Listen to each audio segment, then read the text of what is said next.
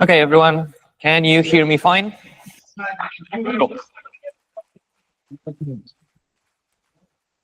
So let's get seated. I think there will be plenty of time to continue the conversations afterwards. We have 2 more sessions for today.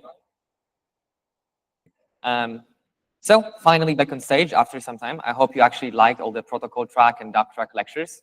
And I'll be talking a bit more about Jam. I think it's going to be a pretty short lecture. I'll be trying to go back to some of the ideas I was introducing to you during the Polkadot lecture initially. And hopefully you will see some of the parallels that are also here in Jam. The main 2 topics is I'll be giving some rough disclaimers about Jam, some analogies and things I want to show.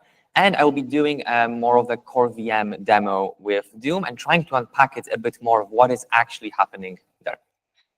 As always, if there are any questions, feel free to ask. And hopefully we will have enough time to tackle them.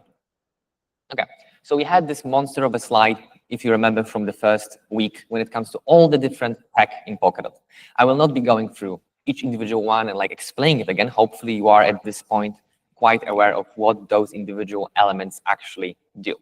But I want to address which of those are still relevant to us when we transition to this new Jam Polkadot 3.0. Because it's not like we are throwing everything out. Jam is a continuation of Polkadot. This is Polkadot 3.0. You can say, and it's a Jam upgrade or something like that. So first and foremost, I think it was mentioned multiple times because there was a lot of questions about it. Substrate is not going away. Substrate is staying, and it will be relevant. It will be still used for many different businesses around Polkadot to actually build their parachains and deploy them on Polkadot, even after the Jam upgrade. There will be a dedicated parachain service, which I will go back later in the slides. What is of note here is that probably Substrate will no longer be relevant, or at least not as relevant, to core protocol devs when the Jam thing actually launches. It's still going to be very relevant for the upcoming years until we get Jam out, because we need it today to actually improve Polkadot and make it fully robust the way we prepare for the transition. But when we do the transition, the Jam chain itself, like the relay chain, the beacon chain in the middle, will not be built with Substrate. The VM circumstances also change quite a bit. We're transitioning from WASM to PVM, as was mentioned multiple times. What is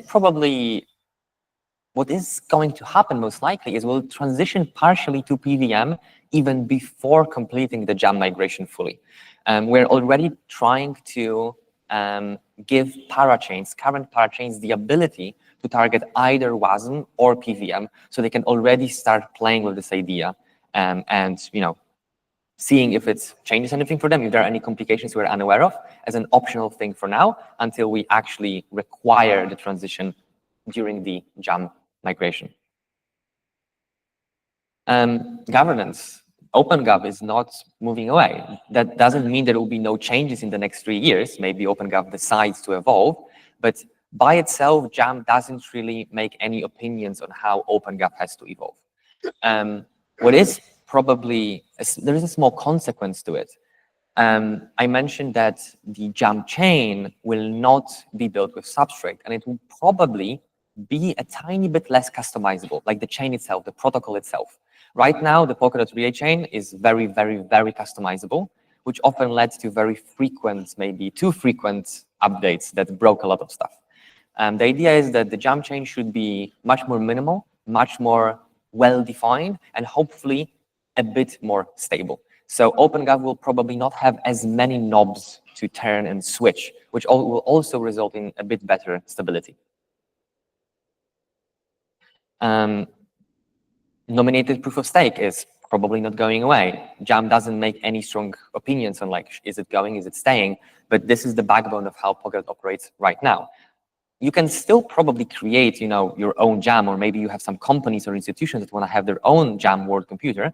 They probably don't care about having NPOS, but the Polkadot itself that will upgrade to Jam will most likely be using NPOS as its go-to authority mechanism. There were some discussions, especially on the recent Web3 summit, about how proof of personhood will change the picture. I think it's still very early to be able to say if it will shake up our strategy here. But nominated proof of stake is definitely not going away. It might be a bit less influential if proof of personhood actually flourishes, but it still will be securing a lot of the aspects of Polkadot and Jam. Block production is changing quite a lot. We'll be transitioning from Babe to Safrol for the main relay chain or Jam chain. This will have very nice properties when it comes to forkfulness. This should eliminate pretty much 99% of all relay chain forks, which are still happening nowadays quite often. And this has trickle-down effects on parachains. It's giving some instability to parachains. So hopefully this will actually be able to completely eliminate this problem. And maybe a small note, because I don't think I mentioned it when I was talking about Safrol and Babe. Safrol is forkless. It's not forkful like Babe, but that doesn't mean it never forks. It is still technically possible that due to some weird networking, latency, and stuff, a fork can happen. But under normal conditions, it should never.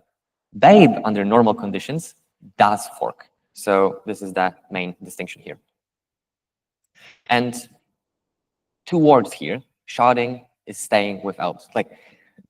This is a very important piece of information because we're learning a lot, especially in my Polkadot module, about this whole pipeline of how execution cores operate, the backing groups, how the data flows, gets backed, then goes into data availability, then into approval checking. This stuff is staying. This is still core underlying kernel level protocol, lowest possible level protocol of Jam. Elves is still very, very relevant. Disclaimer, they renamed a bunch of stuff. We no longer have backing, it's something else, but the logic is exactly the same. And for someone that understood my lecture and all those different processes, if you read through the gray paper, you'll be like, oh, I know what this is. This is actually just backing, slightly tweaked, and the numbers are a bit changed, but generally speaking, the logic is exactly the same. And to give you an example of what numbers are tweaked, I think they, for instance, propose to change the number of validators in the backing group from 5 to 3 to squeeze at a little bit of extra performance, to essentially have a tiny bit more of execution cores. This is how Jam promises to have more execution cores. They just tweaked some of the numbers from the ELS paper. When it comes to shard interoperability, this will be a bit different. XCM will definitely be staying for communication between parachains. XCMP, how the messages are being passed, the HRMP that was mentioned to you guys is probably still staying for somewhat staying for parachains, but there will be some major changes to it. We are planning to have a completely off-chain message passing method for parachains. So usability, it will be similar because you're still just working with XCM. It's just that the messages are being passed differently. Finality, no changes here. Ground pass stays exactly the way it is. It will probably be, of course, re-implemented in many different languages, so we have better robustness, as always, with Jam. But other than that, nothing changes. Beefy, still there. It will be used for bridging to Ethereum. More concise proofs are very, very useful in that regard. Scheduling, agile core time. It was a prerequisite for Jam. This is also why we're trying to build it so quickly, because we wanted to have it ready for when Jam actually launches. All of the elements like agile core time I was talking about, this is how you will be able to procure some of the access to execution cores so you can launch some of your services or similar applications. There is a possibility that it will have to evolve even further, but the basis of how it's operating today should probably transition quite nicely into Jam. Databases. Different teams will probably opt out for slightly different database implementations. Right now, we mainly depend on ParityDB, which is, I think, a slightly tweaked RocksDB. Unclear if this is if there will be a standard, everyone using one. I think it's still yet to see what all the different teams implementing Jam will decide. Encoding also changes a bit. There is a bit of a different codec that is defined in the gray paper in one of the appendixes. So anyone interested in that can take a look at the gray paper. Networking. I think it's also quite up to the teams to decide what networking solutions they want to use. Like P2P will be there. This is our go-to solution right now for Polkadot. At least we're transitioning to that. It's yet to be decided if there, yet again, will be a standard, if it will coalesce on a single solution, or if there will be a multiple different ones. APIs. I think APIs will have to evolve. Jam is, in the end, a tiny bit different. If you're interacting just with individual parachains, you can probably still use a lot of the old stuff. But if you want to be interacting with some of the services, some of the extra elements, there will need to be some extra stuff built on top of it. And there's actually one thing I completely forgot about listing here, and it's super, super important: data availability. How could I have forgotten? Data availability generally stays. We already had like a bit of a distributed data lake. It simply wasn't as big, it wasn't kept for as long, and the access to it was very, very limited. So there was a lot of questions into like how this data availability will be working in Jam, this erasure coding and all of that. Pretty much the way I explained it originally in Polkadot is the same way. It's just we keep it for longer, for I think 27 days instead of 1 day is like the current idea. So this will increase the storage requirements for validators. I think there was also a question in the past, like, are we ballooning the requirements for Jam validators? Storage will definitely be a bit of a bigger requirement because we want to make this distributed data lake much more open, much more usable, not just the minimal amount of storage we need for security, but actually open it for applications. But the logic of distributing the chunks will stay. Question?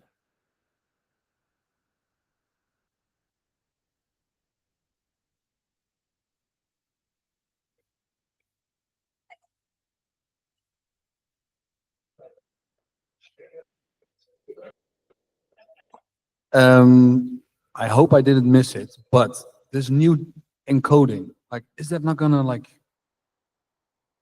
Is it what? This different encoding again? Yeah. Like. So I'm pretty sure the very, very early implementations of Jam have been using Scale, but I think there were some intentions to change the codec. Some of the Jam people can confirm, like, right? I think there's a need for a mic here now. But yes, I don't exactly know what are the main differences in the new codec, but there is a new one.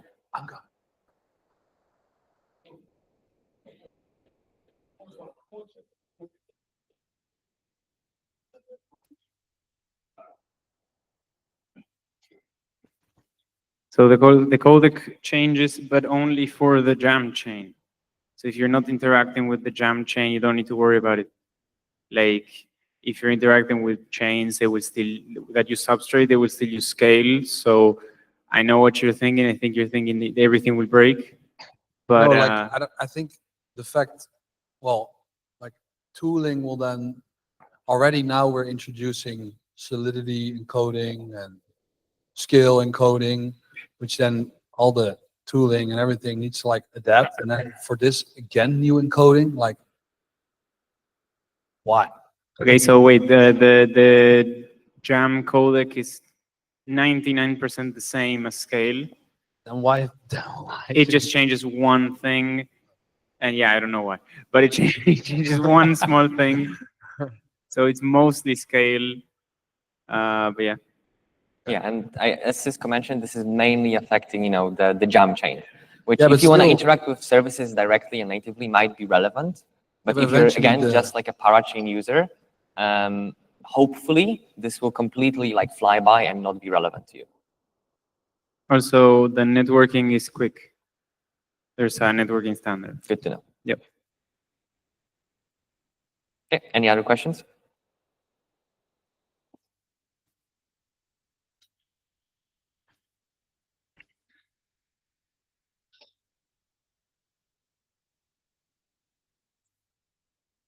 There's one.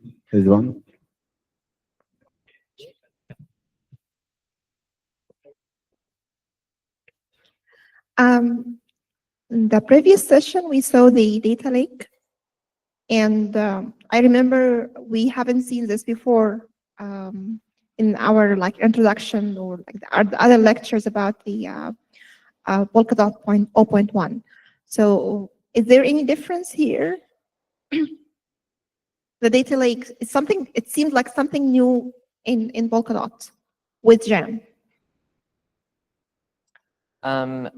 So when I was originally discussing Polkadot, there was this moment where the POVs from all the different parachains were being put into the data availability layer. Yeah, like it was there, but yeah, it's just like you didn't mention the name. So the only difference for the data availability layer is that it's the same data lake, but it's kind of a bigger lake. So the differences are, we store more data, we store it for longer, and we allow services to decide what is stored. Because with parachains, it was very predefined. We are just dumping your POVs, which is the necessary part of memory, to re-execute your state transition. And that's it. Like, you don't get to put anything else. And with here, you can actually decide exactly what memory fragments are going into the data lake and what memory fragments are read from it. So I'll be showing that in a second, but you can have pretty different things put in the data lake, and you can create applications that were not really possible before. Think of the data lake as a bit of a like RAM memory. It's like this short-term memory for an application. Or originally, we were using this RAM only for very like security purposes of like maintaining continuity in computation. And now we're still doing that, but we're also opening this like RAM resource to actually for applications to use. So they can dump a bit of like, I don't know, frames from an application and then read them later or display them to a user. Any other questions before we proceed? Okay. We good. So a quick summary again of some of the motivations. I think there is, dependent on who you ask, there are many different reasons to do Jam and all of that. Some of them are already touched upon, so I'll go through them relatively quickly. Protocol cleanup. When we were building Polkadot, we weren't exactly sure of what will it be. It evolved over time. So there is a lot of things that now, in hindsight, we would have done a bit differently, and it's a pretty good time to clean that up. Client diversification. A single client does not make the ecosystem robust. We do have some clients in Polkadot right now that are not parity built, Kagome and Gossamer, but they are not being super actively widely used. I think there's maybe one or two like real production validators run on a non-parity software, and we need more than that. We need to decentralize like expertise much more. If there will be a weird bug that brings the whole network down, if there are multiple implementations, we can potentially be resilient when it happens. Maybe only one of the implementations actually has this bug. And we've seen cases like that happen to Ethereum, and we've seen, like in practice, Ethereum not going down because there was diversity of clients. Not really a motivation, but something we want to maintain is backwards compatibility. Like, if we'll be doing all of it, if we'll be doing the cleanup, we're going to do it in a way that retains the ability for like parachains to run, for all the older applications to still continue going. This is not a full-on, revolution and remaking of the whole Polkadot. It's intended to be an expansion, a cleanup and an expansion of what Polkadot can do. Or more of a generalization, we're trying to simplify some of the elements. Instead of the relay chain being responsible for many, many things, we're trying to very explicitly limit of, okay, those are the only allowed extrinsics. It's only meant to process services. We're trying to, as it was mentioned in Kian's talk, we're trying to like unpack what it was actually doing for parachains, the in-core compute and the on-chain compute, and we're trying to allow people to actually use that fundamental low-level resource in a way that's more accessible. One of those is also making the DA much more open. You no longer have to just put the POV. You can decide at the end of your accumulate what actually goes in state.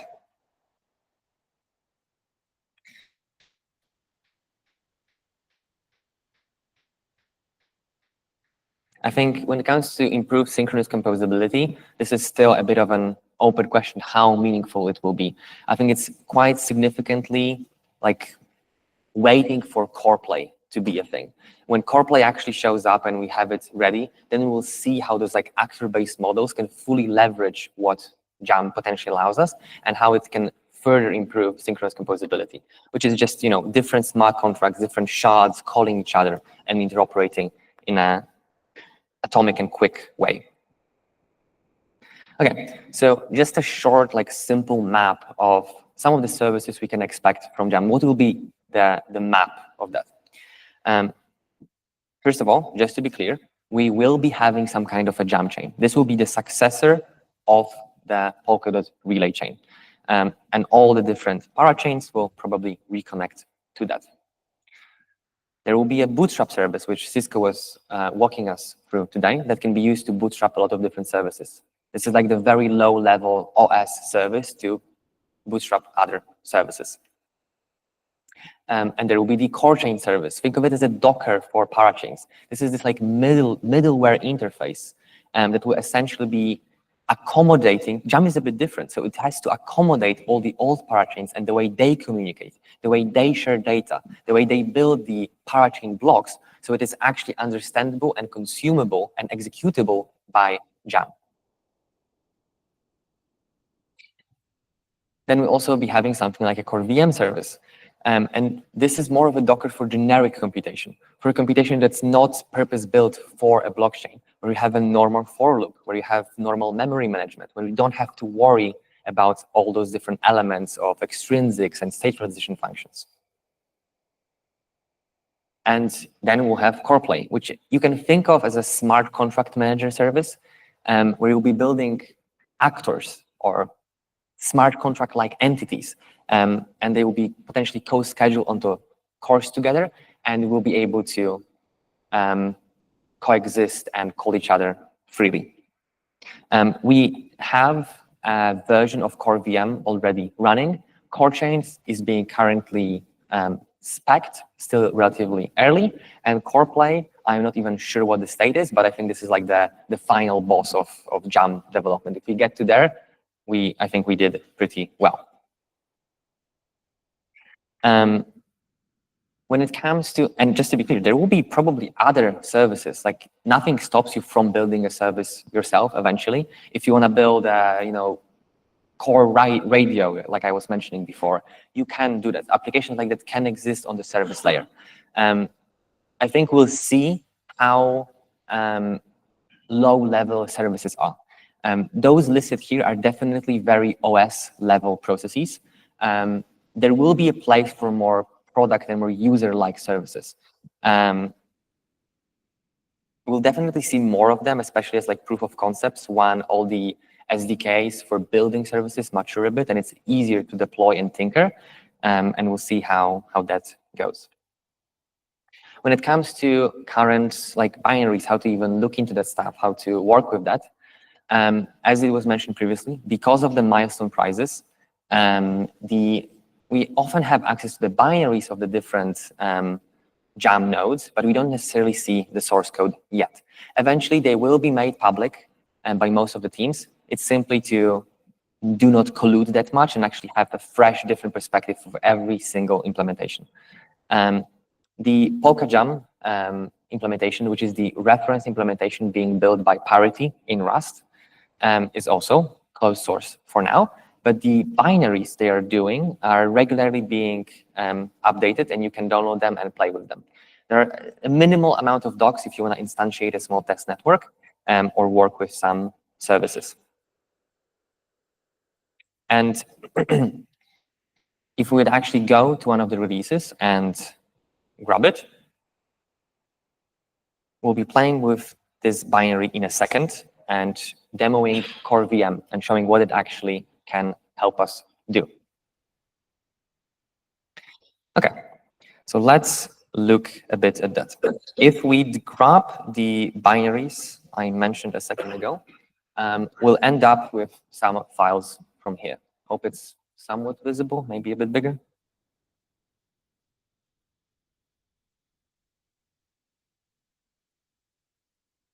So we have a few useful things here. First of all, we have the Polka Jam itself, which is the main binary for the node. We have a few other small supporting binaries, Polka Jam testnet for spinning up a small test network, which will be running in a second. And we have some monitoring tools, which is JAMT and Core VM Monitor. Those will be for displaying, for reading some of the elements from the data availability layer, from the distributed data lake, to display to us as the end user. And we also have a small README, which they added, that will essentially explain how to run the Doom demo I'll be running in a second, if anyone would like to actually replicate it and try it yourself. Okay, let's try and get it running. So there are some, as always, prerequisites you have to install. I already have those installed, not to waste too much time. Anyone that wants to follow, feel free to grab those. And then we can actually start instantiating our JAM test network.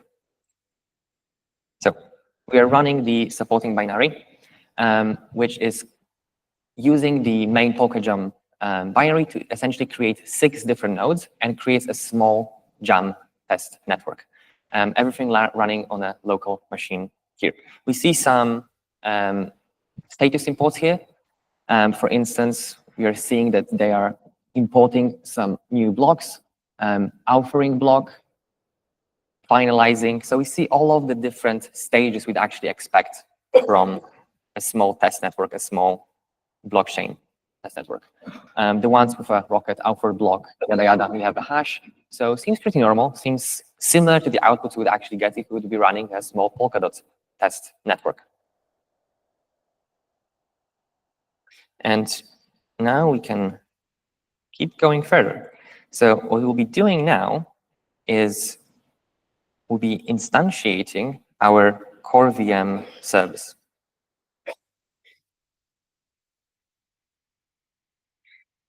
This will work for a second, and it will spit out to us our ready-to-be-served service. And we selected /doom core VM. This is the pre-packaged binary that essentially contains all the assets of Doom. Question? If you run Doom, I want to play the first stage.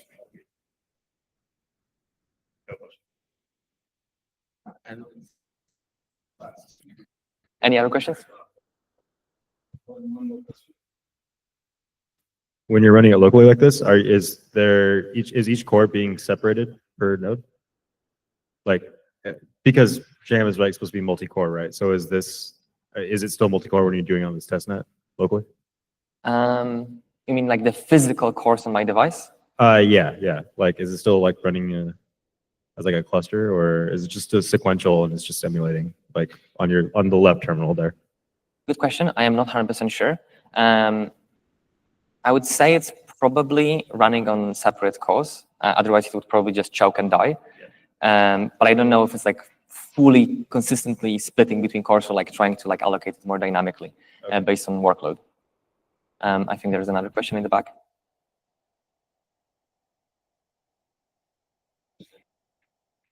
I'm sorry, maybe I missed it. Block time is 6 seconds also, or Good do I question. control it in this So- implementation? There is an intention for the block time to be 6 seconds, yes. That being said, the demo I am showing you today uses a 3-second block time. Okay. And it's only because it's a pretty old binary. If I would get the newest one, we would get a 6-second one. The intentionally, in general, we will be going for a 6-second block time, just like in Polkadot. So yeah. Thank you. Any other questions?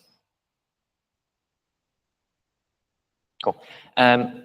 So before I actually continue going, I want to talk a tiny bit about Doom itself. So I assume everyone here who knows what Doom is. Cool, perfect, amazing. Pretty old game. Old game was hyper optimized and is single threaded. We really like single threaded applications. They have a very nice thing because we are running single threaded applications essentially on Polkadot execution cores. So what you can do with Doom, and what we did here, is we grabbed the full binary, the full code base of Doom, and compiled it targeting RISC-V, targeting PVM. So it compiled into our PVM bytecode. We didn't manually recreate the whole game on blockchain using extrinsics. No, this is the original bytecode just targeting a new thing. It contains within itself all the assets necessary to run Doom. And when you think of Doom, when you think of games, and especially when they're a single-thread application, this is literally a glorified state transition function. The game is in a state, and if the player presses W, the game progresses the state, moves the player forward. This is what Doom is. This is perfect for a demo to actually display that we can just grab the code, put it on chain, and it will just run. So our core VM service has finished building, and now it's spit out as service ID for us. And if we'll grab that service ID,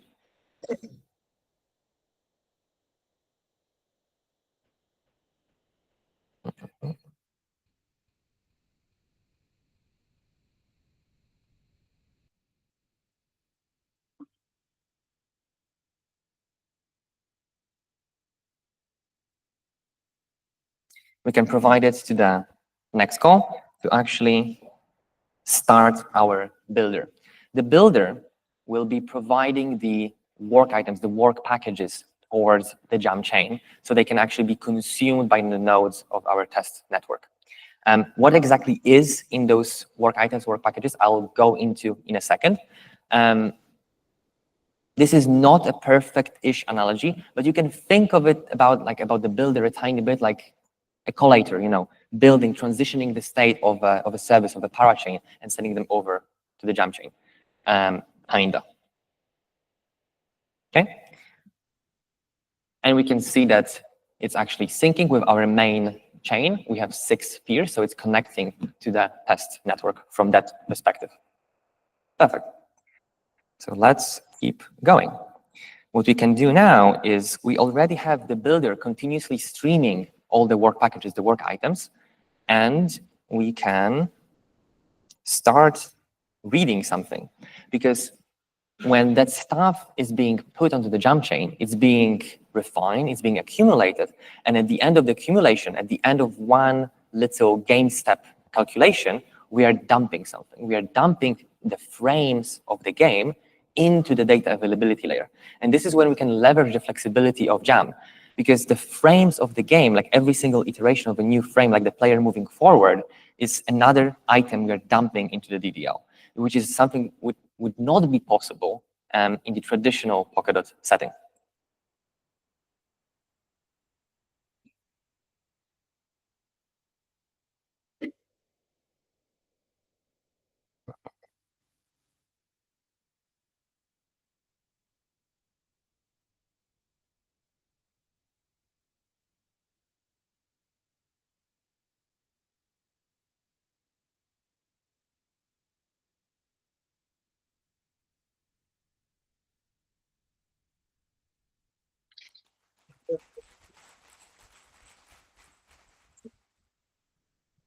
Yeah, so this is not a pre-recorded thing. It's actually what the monitor application does is it looks into the DDL, and every 6 seconds, every Jam chain block, it sees a collection of frames, and it simply consumes those frames and then starts displaying them on our little monitor here. This is a virtual monitor for the game we built, reading from the DDL. And it will just keep playing. The whole game fully replicated on chain. Okay. Just to be on the safe side that everything is understood, you can actually play the game. Like you can start playing the game, right? I will answer that in a second, because it is a good question, and I wish it was answered before, because the answer is not as simple as yes. There is a bit more meat to it. So I have a quick question. Does it cost more gas? Is it more resource intensive with higher resolution? Yeah, it would. Okay, yeah, it seems obvious, but okay.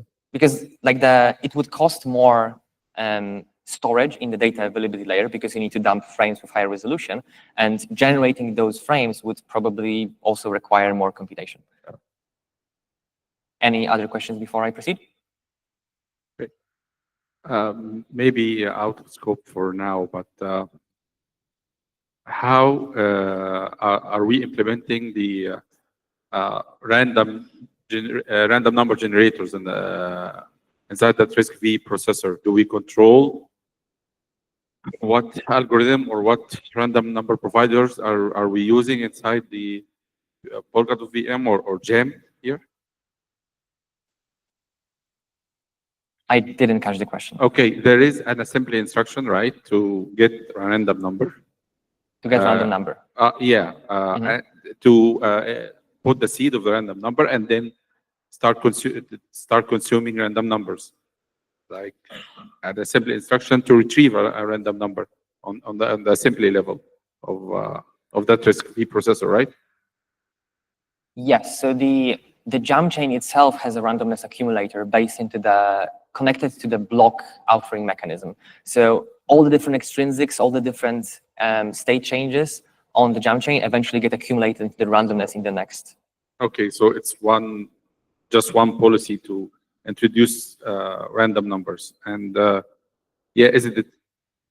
Hopefully, it's not deterministic, predeterministic. Like I cannot tell ahead of time. You cannot predict the randomness like 1,000 block in the future. Okay, how many? How many you can blocks predict? in the future? Yeah, it's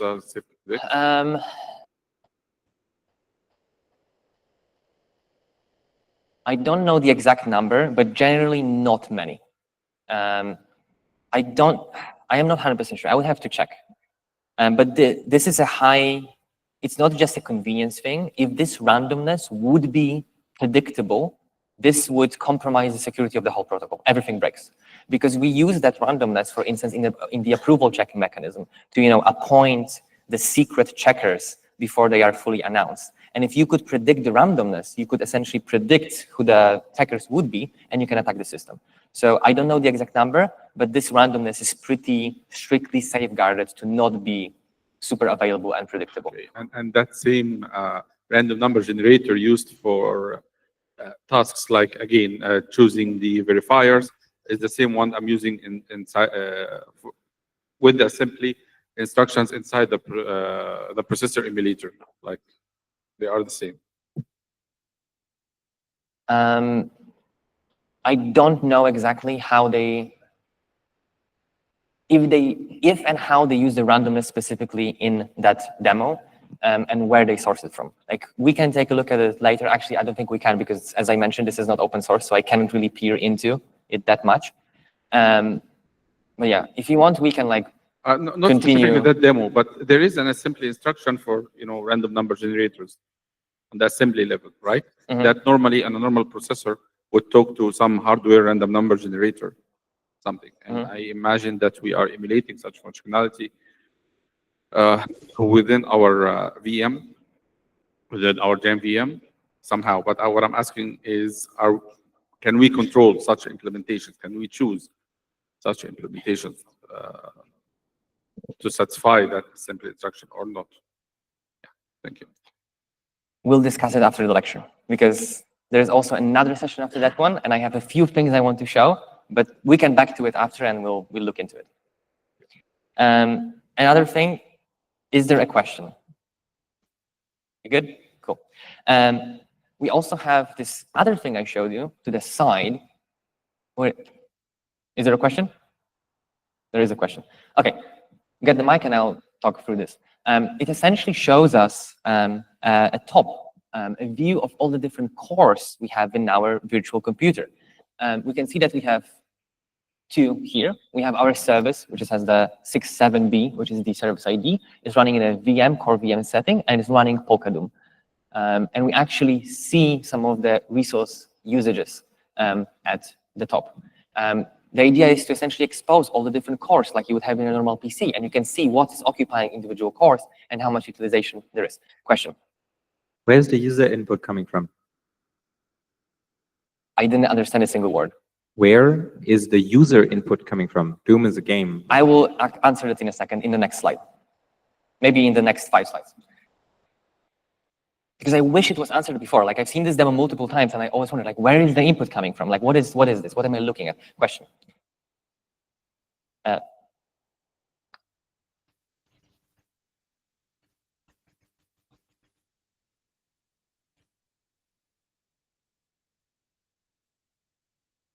Uh,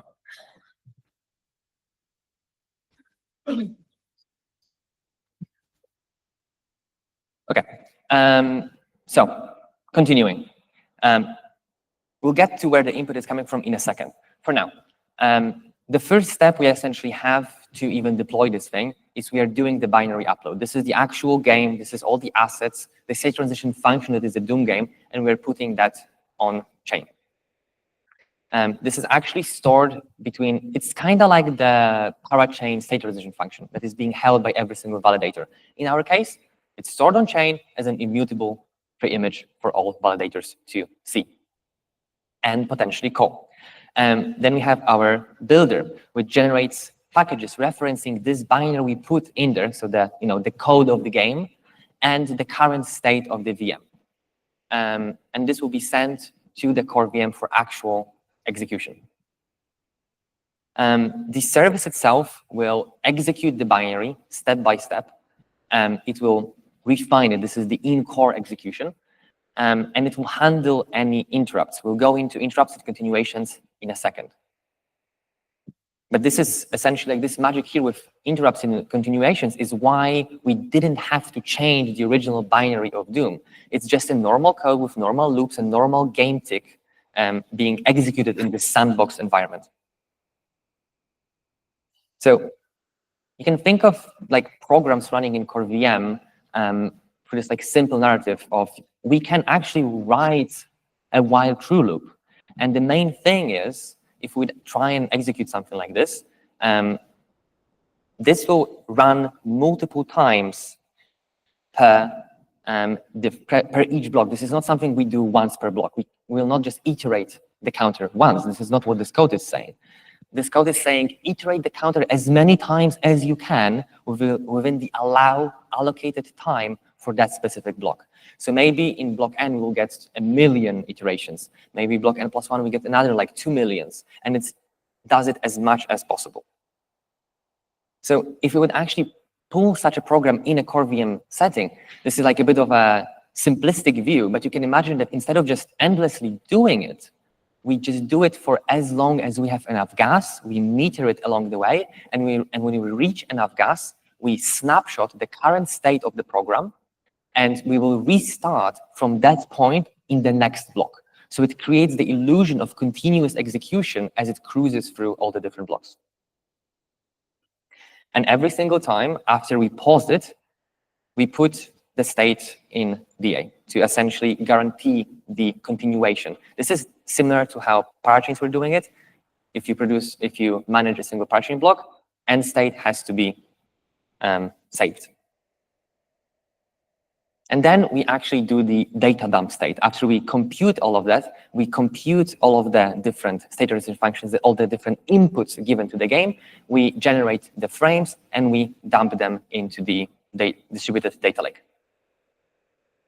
And then finally, we have a separate program, which is the monitor, which is not running on-chain. This is a separate like user-side tool, which just fetches all the exported frames, all the exported segments from DDL and renders them on our screen. And you can also do it with audio. There's a different demo, if you look at the binaries, that runs Doom with audio, and the audio also fully generated on-chain and can be read from the DDL. And then the whole process continues. The builder makes another package, another 6 seconds worth of frames, 6 seconds worth of gameplay, and it keeps going.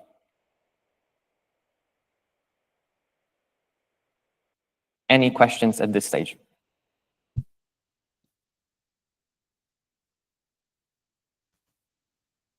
Okay. I just want to make sure, because I have a crazy idea, I'm not sure it's correct or not, but I feel like later on, this kind of services could be for on-chain gaming engines. Is it correct? For on-chain gaming Engines, like some of the games engines require, because we have problem now so far to have on-chain game engines. So I'm just like thinking, because this is happening on-chain, and based on the last comment you said, like it's there until like you consume all the core time you have or the gas you have. So I think the next slide will either answer your question or at least it will provide a lot of context. And if you still have something like unanswered, we will go back to it. Can I play back an older block and kind of just like fork my state of the game? The data availability layer keeps it for a pretty long amount of time, so you can replay older frames. But the state of your game has already progressed. So we cannot just nilly-willy ignore, the progression. If the jam chain block got finalized, like it finalized, you could very much create a new separate Doom instance, target a specific point in time of your previous one and continue from there if you would want to in a permissionless manner.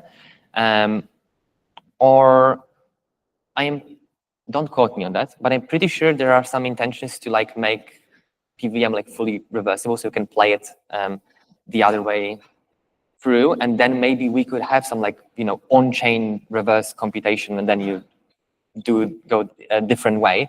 But this would be quite wild, and I don't exactly know what the purpose of that would be. Okay, cool, perfect, thanks. Yeah. Hi. So the answer to that question would be like we have the runner that generates the input, right? During runtime. I didn't fully get the question, but there was input, and I will be talking about input in a second. Okay. Let me actually show you a few more things, and then there will be more time with questions, because I think the next 2 slides will answer a lot of that. So let's go into it. 2 things. Input. Where the hell is the input coming from? There isn't like a magical goblin sitting behind the screen actually playing the game right now. The way it was done is someone did it before, sat with the local version of the game, and they were essentially recording all the inputs they put into the game. Then they recorded it for, I don't know, like a minute. They played the game for a minute. But it was just the inputs, literally the keystrokes of what they were inputting into the game. And then what the builder does, it has all those inputs memorized, and it simply packages those inputs into 6-second intervals. Like in the first 6 seconds, he put those inputs. In the next 6 seconds, he put those inputs. And then streams them into the jam chain. So the inputs are pre-recorded. If we would be doing this demo like fully live, like someone actually playing the game live, there would be a delay. Because first, you have to record 6 seconds, then package it, and then send to the jam chain, so it processes it for like 6 seconds. So generally speaking, what we would see on the monitor, if I would actually be saying here playing the game, would be delayed 6 seconds behind. This is the input lag to get this. So, okay, it's actually useless then. You cannot play on chain. It's not as bad as you can imagine, because for the people that either play games or are, for instance, aware of how games even operate in the real world, this is exactly how games work on servers. If you're playing Counter-Strike, yes, you do have your local game state, but your local game state is always an optimistic prediction of reality. It's never, ever the canonical state. It just so happens that in 99% of cases, your local optimistic game state will align with the canonical game state after a certain amount of time, so there doesn't have to be a revert. But sometimes maybe you had a lag, maybe something happened, and you will have to catch up if there's asynchrony. If the state disagrees with the canonical one, you will be rolled back to the canonical state.